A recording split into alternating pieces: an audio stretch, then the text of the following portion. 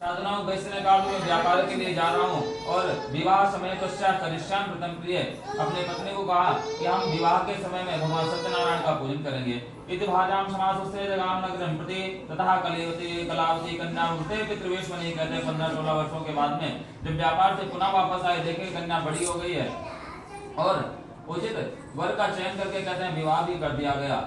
और जो संकल्प उन्होंने किया हुआ था भगवान नारायण का पूजन करने के लिए, कथा श्रवण करने के लिए, यज्ञ करने के लिए, कहते हैं वो विस्मृत हो गया।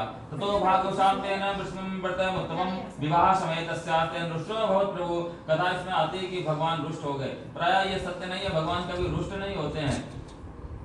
जो अपराध भक्त के करई राम रोष पावक सुजरी। हम लोगों ने महाभारत में देखा, कथा भी आती है महाभारत में कि शिशुपाल भगवान कृष्ण को गालियां दे रहा है तो भगवान कृष्ण मुस्कुरा रहे हैं और कह रहे हैं शिशुपाल तुमको 100 गालियां माफ हैं। आप बताइए, प्राय संभव आज के समय में भी कोई एक गाली नहीं सुन सकता, वो सर्व सामर्थ्यवान है। और वही भगवान कृष्ण जब महाभारत में संकल्प लिया हुआ है कि मैं अस्त्र शस्त्र नहीं उठाऊंगा, अर्जुन मैं तुम्हारा सारथी तो बन सकता हूँ लेकिन मैं अस्त्र शस्त्र नहीं उठाऊंगा। और जैसे ही अर्जुन की एक रक्त की बूंद भीष्म पितामह के बाणों से लग करके उनके ऊपर गिरते उन्होंने रथ का पहिया ही उठा लिया, जो संकल्पित है।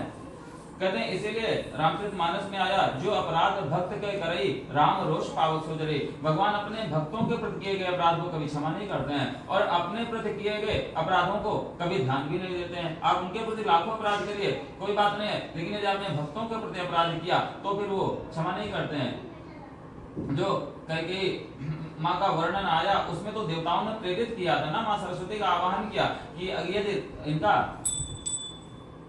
अभिषेक हो गया, राज्याभिषेक हो गया तो फिर हमारे संकल्प कैसे पूर्ण होंगे। तो माँ भगवती सरस्वती ने जाकर के मंथरा और कैकेयी को प्रेरित करके सब कराया। फिर भरत जी जाने लगे मनाने के लिए, पुनः देवताओं को लगा कि ये जो है ये भरत जी गए, भरत जी को बहुत प्रेम करते हैं भगवान राम, तो वापस आ जाएंगे, फिर हमारा संकल्प अधूरा रह जाएगा, रावण वध कैसे होगा। और माँ सरस्वती ने मना कर दिया कि मैं इस काल के लिए आपके आगे नहीं जा सकती हूँ। इसीलिए कहते हैं भगवान कभी भी अपने भक्तों के प्रति किए गए अपराध को क्षमा नहीं करते हैं। आप देखेंगे छोटी सी पूजा में, जैसे आपने पूजन का संकल्प का मतलब क्या, संकल्प टूटता तो चीजें होती क्या। आपने सोचा कि हम कथा श्रवण करेंगे, आपने हमको फोन किया, सबसे छोटी पूजा है, इसको लघु उपाय कहते हैं, आप लोग भी जानते हैं। और इसमें देखिए फल वाला भी है, इसमें पुष्प वाला भी है, पूजा की सामग्री भी है, मतलब इस छोटी सी पूजा में 10 से 15 लोग जुड़े हुए हैं। तो कहते हैं जब आप कोई संकल्प तोड़ते हैं ये तो सबको ऑटो इंडिकेट होता है, सब लोग भगवान से प्रार्थना करते हैं, तो कहते हैं 10 से 15 लोगों का संकल्प टूटता है क्योंकि उन्होंने भी भगवान से प्रार्थना की होती।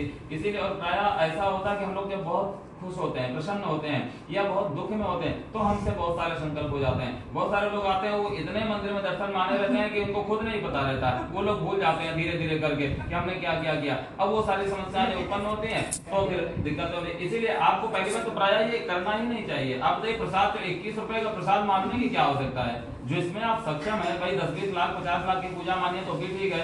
अब आप बताइए 21 रुपए का प्रसाद, 51 रुपए का प्रसाद, 100 रुपए का प्रसाद, और प्रसाद माना भी कहाँ का जो 500 किलोमीटर है।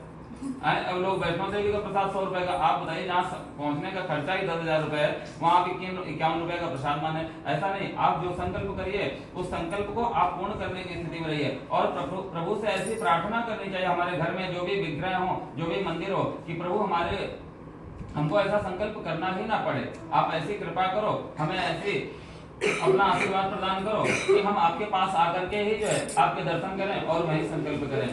तो जीवन में इनके संकल्प टूटा, नाना प्रकार के विघ्न आने लगे। जहाँ जिस राज्य में गए थे व्यापार के लिए, कहते वहाँ चोरी हुई थी, चोर इनके पास सामग्री रख के भाग गए, इनको कारागार में डाल दिया गया, घर में चोरी हो गई।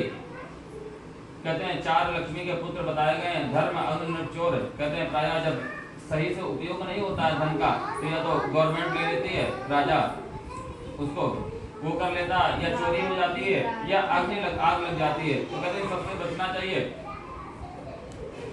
आगे कथा आती है कि इनको बंदी बना लिया गया, घर में भी चोरी हो गई, आग लग गई, ये लोग भिक्षाटन करने लगे।